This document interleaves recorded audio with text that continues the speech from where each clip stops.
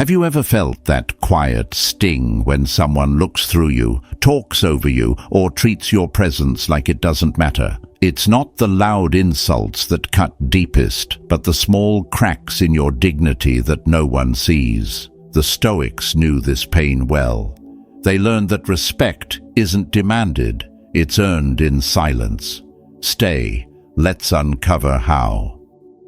As we step into the first chapter, imagine looking into the eyes of someone who has wronged you. The air between you feels heavy, charged with silence, judgment, pride. Every part of you wants to pull away, but beneath that instinct lies a quieter voice, one that asks, "Can I understand before I condemn?" That voice is compassion.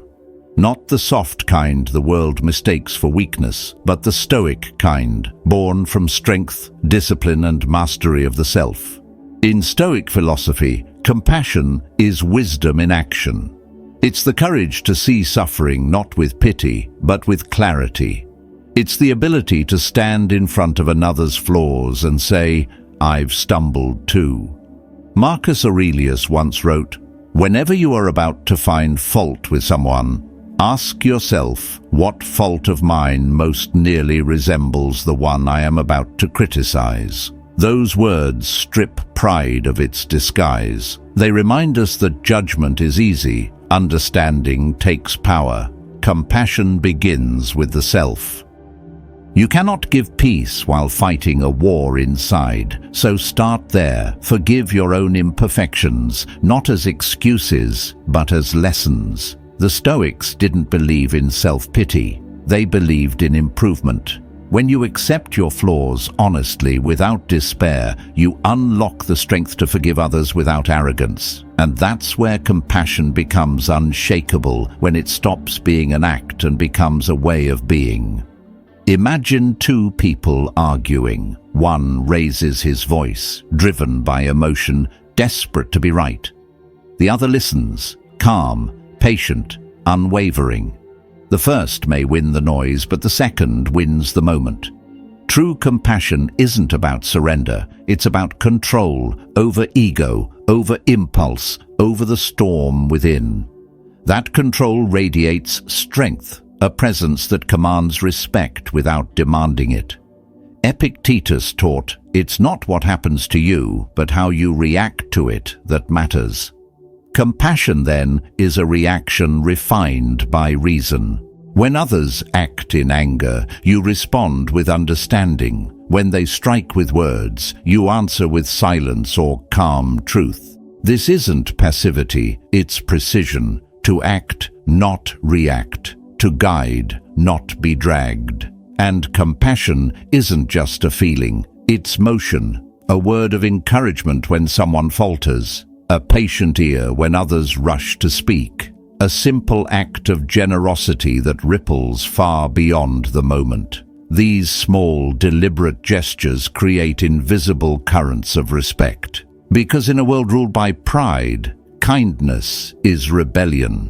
But the highest form of compassion is forgiveness, not a gift to others, but a release for yourself. Resentment is a chain we willingly carry, and only when we drop it do we realize it was never locked. Only when you let go do you free your hand and your heart. So let go, not to forget, but to rise. Compassion doesn't make you fragile, it makes you formidable. It bridges the distance between souls, dissolves conflict, and strengthens every bond it touches. In the end, compassion is not just a virtue, it is a force, one that transforms both you and the world around you. Now, moving forward, we step into the next lesson, right speech, the Stoic art of mastering your words before they master you. Moving into the second chapter, imagine a single word, sharp, careless, unguarded, cutting deeper than a blade. The silence that follows it feels heavier than any argument. That's the power of speech. It builds or it breaks. It shapes how others see us, and even more, how we see ourselves. The Stoics understood this long before the world began talking about communication. To them, speech was not a tool, it was a mirror of the soul. Marcus Aurelius once wrote, "If it is not right, do not do it. If it is not true, do not say it." Truth was the first rule of speech for the Stoics, because truth breeds trust, and trust breeds respect. A person who speaks honestly never has to demand credibility. It comes to them naturally. Picture this. You're in a meeting. You make a mistake. Your instinct is to hide it, to protect your image. But the wise man doesn't conceal. He confesses with composure. "Yes, I missed that. I'll correct it." The room changes. What could have been suspicion becomes respect. Truth spoken calmly has more force than 1,000 clever excuses. Lies, on the other hand, always leave a shadow behind. Yet truth alone isn't enough. Kindness must carry it. Words can heal or destroy. The choice is yours. The Stoic doesn't lash out in anger or speak to wound. They speak to guide, to build, to clarify. When others lose control, they remain composed. They don't raise their tone, they raise their standard. Because it's not about pleasing everyone, it's about commanding respect through restraint.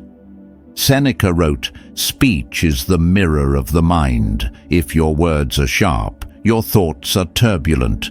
But if your words are measured, your mind is at peace." That's why the Stoic weighs his speech carefully, not to impress, but to bring value. A wise man speaks when he can add something useful, when silence would be wasteful. Otherwise, he listens. And silence, yes, even silence is speech. It's the mark of discipline, not weakness. Many conflicts are born from the need to have the last word. But the Stoic knows some battles are best won by walking away. Silence preserves energy, diffuses tension, and commands quiet authority. Epictetus said, "We have 2 ears and 1 mouth so that we can listen twice as much as we speak." The lesson is simple. Let your words be rare but meaningful. Before you speak, ask yourself, will this bring clarity or confusion? Will it uplift or tear down? Will it serve virtue or vanity? Respect isn't earned by speaking often. It's earned by speaking wisely. So choose your words like you choose your actions, with intention, with honesty, with grace. Because once spoken, they never return. And when you master your speech, you master how the world perceives you. From here, we move into the third lesson, mindfulness, the Stoic art of staying calm and conscious when the world tries to pull you into its chaos. Advancing to the third chapter, picture a man who walks into a room without saying a word, yet everyone feels his presence. He doesn't chase attention. He doesn't need to. His calm is louder than noise, his stillness more commanding than force. That's not arrogance, it's awareness. The Stoics called it presence of mind, and they knew it was one of the rarest forms of power. Have you ever wondered why some people command respect effortlessly while others fight for it in vain? It's not because of charm or position, it's because they are here, fully. They're not lost in yesterday or reaching for tomorrow. They move through the moment with precision, awake to what's in front of them. That's the essence of mindfulness. Not a ritual, not a performance, but a way of living. Marcus Aurelius often sought solitude to return to that awareness. In the chaos of war and politics, he anchored himself through stillness and breath. You have power over your mind, not outside events. Realize this, and you will find strength. He understood that the storm outside only becomes dangerous when it enters you. Now imagine yourself in the middle of that storm, a meeting, a conflict, an accusation. A colleague blames you unfairly for a mistake. Your pulse quickens. The heat rises in your chest. Pride begs you to react. But then you stop. You take a slow breath. You steady your gaze. And with calm control you say, "I understand your concern. Let's look at the facts." In that single moment, the power shifts. You didn't dominate the room with force, you led it with composure. That's mindfulness in motion, the ability to observe emotion without being ruled by it. The impatient mind reacts, the disciplined one responds. Epictetus taught, "It's not what happens to you, but how you respond that matters." Mindfulness gives you that space, the small gap between impulse and action where wisdom lives. Too often people confuse mindfulness with passivity. But it's not the art of doing nothing, it's the art of doing only what matters. It's the strength to pause when others rush, to think when others shout, to breathe when others break. A mind that is still does not surrender, it commands. This calmness doesn't make you detached, it makes you dangerous, because nothing can pull you off center. The disrespect, the chaos, the noise, all pass right through you. You respond to life, not react to it. You choose clarity over conflict, peace over provocation. So, train your awareness like a muscle. Notice your breath when tension rises. Step back when emotion surges. The more you practice presence, the less you'll need control, because you'll already have it.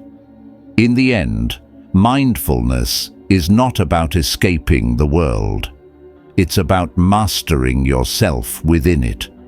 Respect doesn't come to those who demand it. It flows naturally to those who live with calm conviction. From here, we move into the fourth lesson, forgiveness, the Stoic act of freeing yourself from the chains of resentment and reclaiming your peace. Now imagine this fourth chapter, the air around you heavy with something unseen, the weight of what someone once did to you, a betrayal, a broken promise, a wound that refuses to close. You tell yourself you've moved on, but deep inside, a small ember of anger still burns. That's how resentment survives, disguised as strength, but feeding on your peace. The Stoics saw this clearly. They taught that forgiveness is not a gift we give to others. It's liberation of the self. It doesn't mean pretending the hurt didn't happen or excusing the wrong. It means choosing not to be ruled by it. Epictetus wrote, "Men are disturbed not by things, but by the view they take of them. The past itself has no claws, only our judgment gives it teeth. When we forgive, we loosen that grip. We reclaim our peace." Think about it. How many times have you replayed an old memory, the words, the betrayal, the injustice? Each time you relive it, it cuts again. The Stoic path asks something different, to step back, to see the wound without becoming it, to say, "This pain will not decide who I am." That choice, quiet but firm, is strength.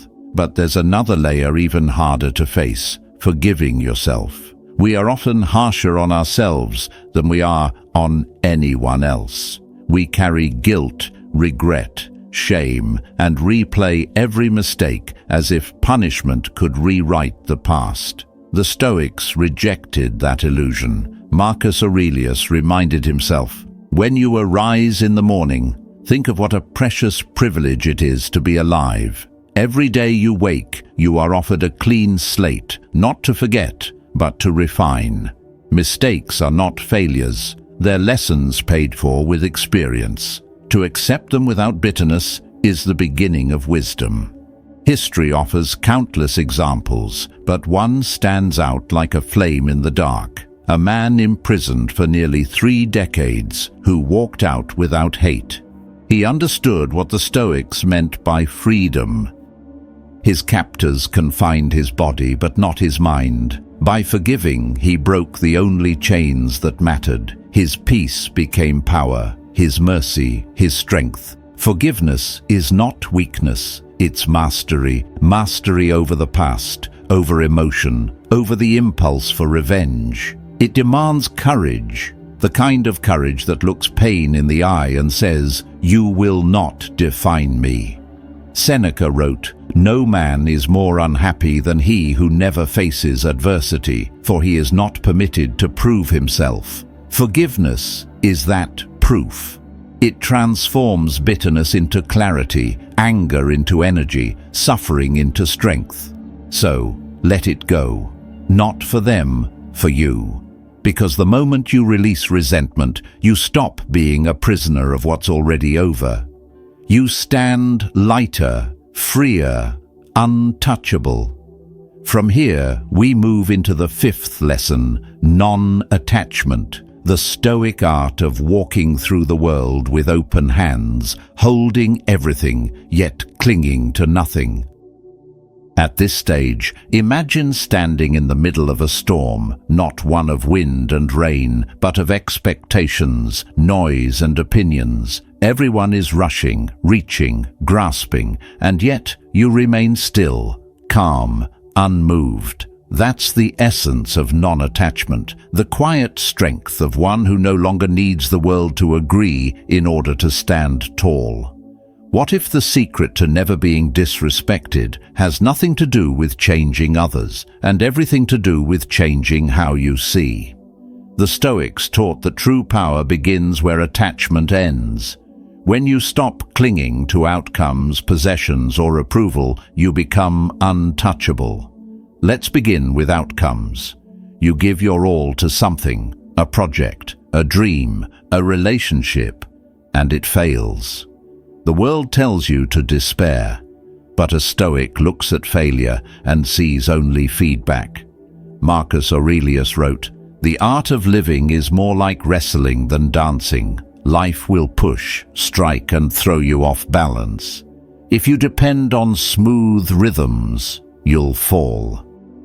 But if you train your stance, if your peace depends on your effort rather than the applause that follows it, you become impossible to break." I've seen people crumble under disappointment, thinking their worth was tied to a result. And I've seen others smile through failure, because they measured themselves not by the outcome, but by their endurance. The second group always walks away lighter, undefeated, even in defeat. That's non-attachment in motion. Next, the grip of possessions. How easily we let things own us. Titles, clothes, recognition, the endless chase for more. Seneca warned against this illusion. Wealth consists not in having great possessions, but in having few wants. When your comfort depends on what can be taken, you're already living in fear. But when you are content with little, you hold power no thief, no loss, no circumstance can touch. I once knew a man who lost everything, his job, his home, his savings. Yet, he said, "I only lost what was never truly mine." He walked away with nothing but dignity, and that was everything. That is the Stoic measure of freedom. When you detach from what you cannot keep, you finally see what cannot be taken. Then there's the most dangerous attachment of all, the need for approval. How many choices are made not from conviction, but from fear of judgment? How many dreams are silenced because someone might not approve? The moment you stop seeking validation, the power dynamic shifts. You move differently. You speak differently. You no longer ask, "Will they like me?" You ask, "Is this true to who I am?" Respect flows naturally toward those who no longer chase it. Epictetus said, "Seek not for events to happen as you wish, but wish them to happen as they do." That's the heart of non-attachment, to live so aligned with reason and virtue that no loss, insult, or rejection can touch your core. Finally, practice contentment. Not the loud satisfaction of success, but the quiet gratitude of being here now. The Stoics believed happiness isn't found in what you gain, but in what you can appreciate without owning. When you stop chasing, peace catches up. Non-attachment is not indifference, it is control of the highest kind, engagement without enslavement. You can love, strive, and build, yet remain free from the anxiety of losing any of it. You act because it's right, not because it guarantees reward. So when the world shakes, stand still. When they mock, remain calm. When you lose, stay whole. Freedom is not found in having everything, but in needing nothing. From here, we turn to another Stoic virtue, humility, the strength that comes not from standing above others, but from walking beside them with quiet confidence. From here, we enter the 6th chapter, humility. Picture a man standing on a mountaintop. The view is vast, breathtaking, endless. Yet the higher he climbs, the smaller he feels beneath the sky. That's humility, not the denial of strength, but the recognition of perspective. The Stoics knew that true strength isn't found in pride or power, but in the courage to admit how little we truly control. Arrogance shouts, humility listens. The arrogant man believes he knows everything. The humble man knows he will never know enough. Marcus Aurelius, who ruled an empire yet wrote as if he were dust, once reminded himself, "You could leave life right now." Let that determine what you do, say, and think. Those who understand their smallness don't shrink. They rise wiser, steadier, freer. Now imagine this. You're in a conversation and someone challenges your idea. Pride wants to win. It whispers, "Prove them wrong." But humility pauses. It listens. It sees value even in opposition. Because humility isn't weakness, it's mastery of ego. When you listen instead of react, you learn. When you learn, you grow. And when you grow, respect follows naturally. Epictetus said, "It is impossible for a man to learn what he thinks he already knows." The proud man stops at what he believes. The humble man begins where he's wrong. I once met a craftsman who had been working wood for 40 years. His hands were scarred, his movements slow but sure. When I asked what made him great, he said, "Every plank still teaches me something." That is Stoic humility in action, an openness that keeps the spirit sharp and the mind alive. The moment you think you've arrived, you stop traveling. The moment you think you know, you stop seeing. Humility also means recognizing others. The Stoics saw life as a shared duty, a web of interdependence. Seneca wrote, "While we teach, we learn."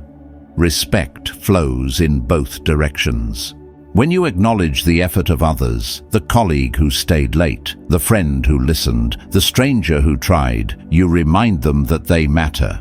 People who feel seen don't resist you. They respect you. Respect given is respect returned. And then there's the power of service. The ego demands recognition. The humble serve without expectation. They act not for applause, but for alignment, because it is right, not because it will be seen. There is an invisible strength in that. To help another quietly, without the need for credit, is one of the highest forms of virtue.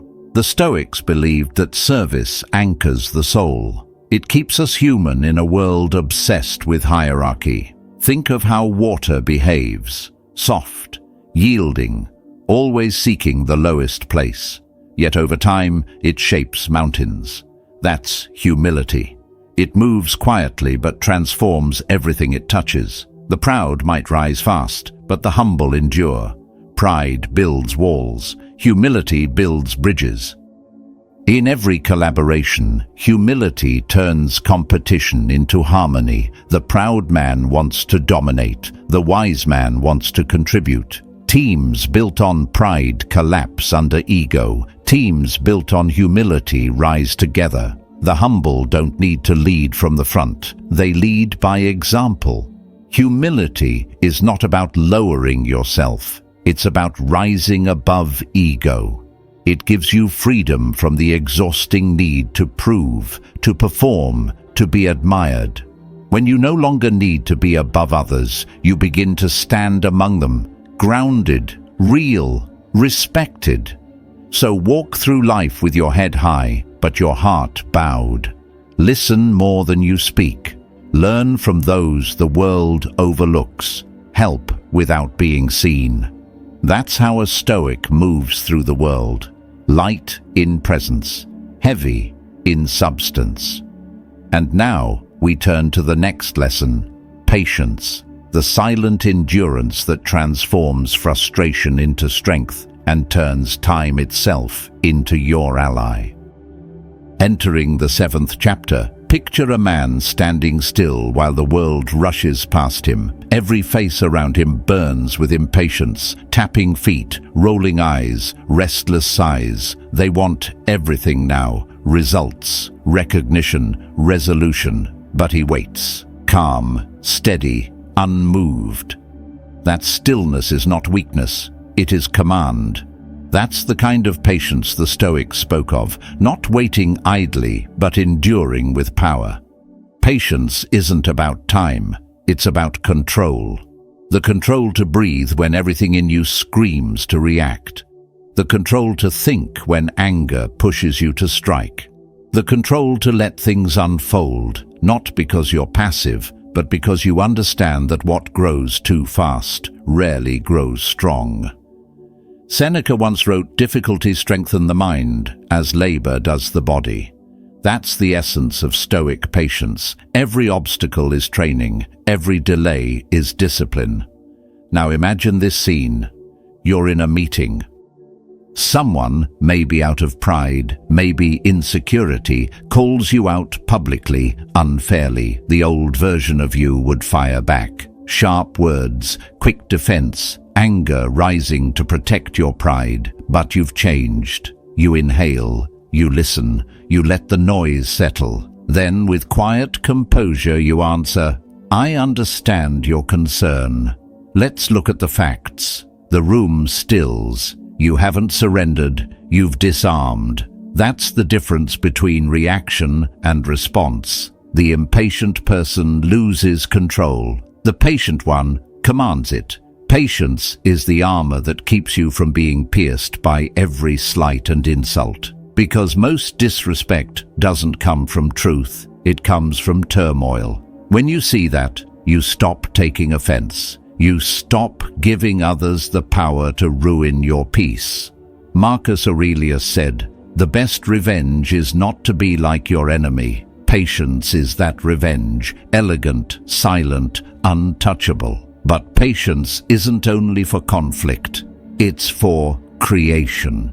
We live in a world obsessed with speed, instant messages, instant success, instant validation, yet everything truly great, character, wisdom, mastery, grows slowly, in silence. Look at nature. Even the dawn waits for darkness to fade before it rises. Nature understands timing better than pride ever could.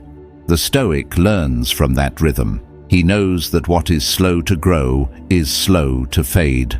I once met a man who spent 10 years building his craft. While others chased shortcuts, he practiced in obscurity. No applause, no praise.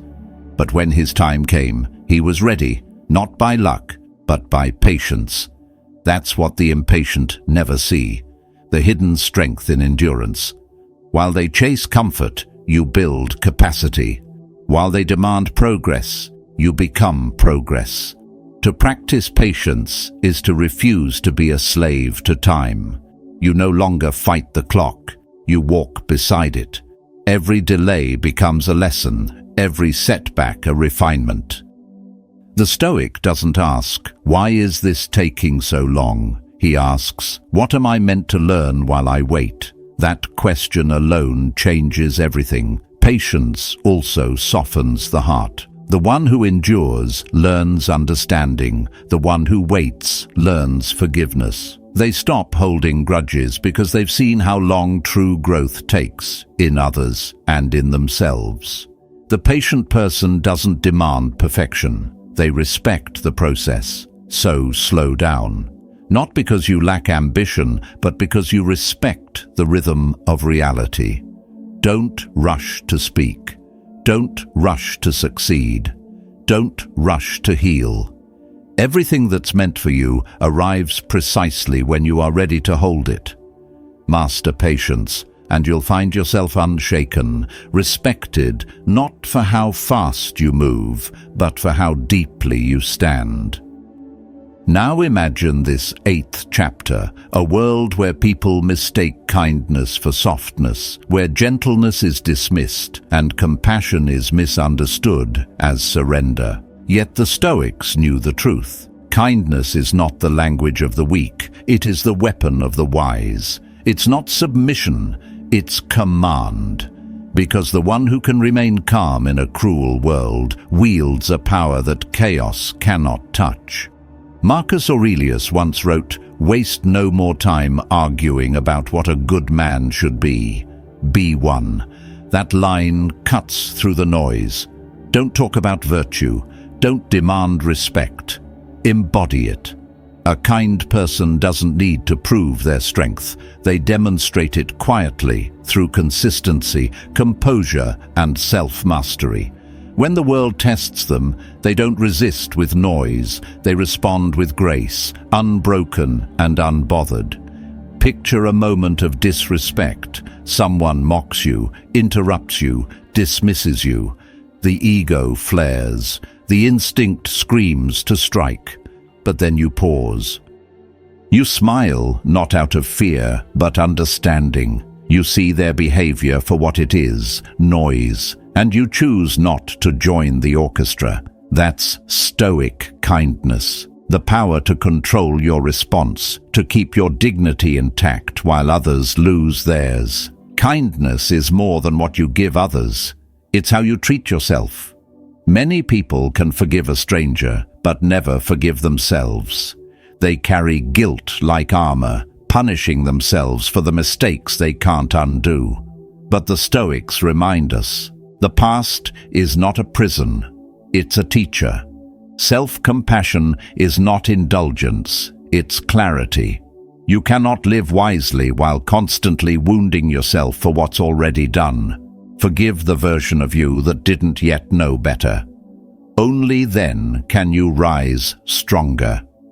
Now imagine a leader. 2 employees make a mistake. One is met with harsh words, humiliation, and blame. The other with firm correction and understanding.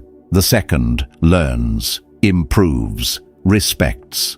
Why? Because kindness does not weaken authority. It magnifies it. People do not follow fear for long, but they will follow respect that's earned through fairness, patience, and integrity. Seneca wrote, "Wherever there is a human being, there is an opportunity for kindness." It's not about tolerance of injustice or allowing yourself to be stepped on.